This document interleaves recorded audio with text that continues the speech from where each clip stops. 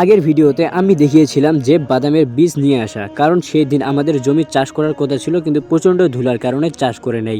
তো যাই হোক, আজকে আমি দিব আমাদের শশার জমি সহ আমাদের বাদামের জমিতে পানি। আর তাছাড়া ভোর সকালে আমাকে যেতে হয়েছিল আমাদের ধূপগুড়ি সুপার মার্কেট। তো যাই হোক, আসসালামু আলাইকুম গাইস, ছোট্ট একটা ভিডিওর সাথে তোমাদের মাঝে চলে আসলাম।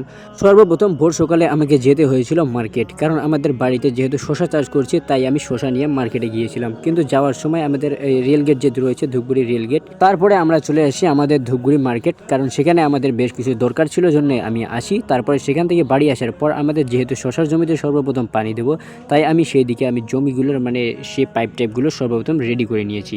তার আগে আমি পানি দিয়েছিলাম আমাদের বাড়ির পিছনে যে অল্প একটু জমি রয়েছে, আমি গরুর খাবারের জন্য যেই জমিটাতে আর কি ধান গাড়ছিলাম অর্থাৎ বড়ো গাড়ছিলাম, সেই জমিটাতে পানি দিয়েছি। তারপরে সেখানে পানি দেওয়া হয়ে যাওয়ার পর আমাদের শশার জমিতে পানি দেওয়া শুরু করে দিয়েছি। তারপরে সেখানে শশার জমিতে পানি দিতে দিতে আমাকে একটু যেতে হয়েছিল সারের দোকান, অর্থাৎ আমাদের বাড়ির পাশে যে বাজার রয়েছে সেই বাজারে যেতে হয়েছিল একটু সার আনার জন্য।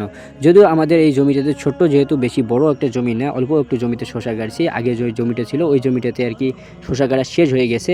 তারপরে ওই জমিটাতে আমি সার নিয়ে আসি অল্প কিছু করে, সেই সার দিয়ে দিই। তারপরে আমি চলে আসি আমাদের এইদিকে বাদামের জমিতে পানি দেওয়ার জন্য। সব কিছু আমি রেডি করে নেই, পাইপ সহ মেশিন এই সবগুলো রেডি করার পর আমরা এইদিকে শুরু করে দেই আর কি পানি দেওয়া।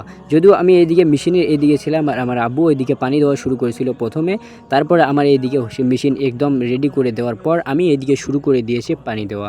আর এই বাদামের জমিতে পানি দিয়ে তারপরে আমরা জমিটা আবার চাষ করব, লোটার মারবো একটা। লোটার মারার পর তারপরে আমরা এই জমিতে আর কি বাদাম গাড়বো।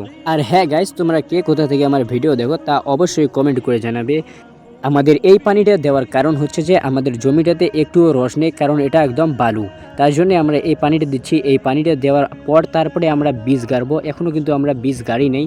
এই পানিটা দেওয়ার পর আমরা বীজ গাড়বো। আর বাদামের বীজগুলো এইগুলো আর কি, এই বীজগুলো আমার দাদা গাড়ছিল আর কি। সে যেহেতু পানি না দিয়ে আগে গাড়ছিল আর কি, পরে বলছিল যে আমি এখন দেবো না, আগে গাড়বো, গাড়ার পর আমি পানি দেবো। তো যাই হোক, আজকের ভিডিও এতটুকুই। দেখা হবে পরবর্তী ভিডিওতে। ভিডিও ভালো লাগলে অবশ্যই ফলো করবে।